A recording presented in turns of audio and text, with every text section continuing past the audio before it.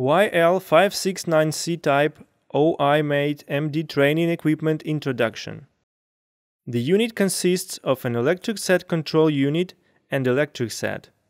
The electric set control unit adopts the three-dimensional structure to conform to the real numerical control electrical installation. Mainly includes the numerical control system, control panel, servo drive, input-output unit and air interface, control unit, protection circuit, power circuit, and set the installation practice unit adopts the mesh plate structure can be repeatedly used. The original is installed on the mesh panel and the installation plan can be designed according to the requirements of the training program. It can be connected with the electrical control unit through the air plug interface, which is mainly used for the repeated training or motor installation.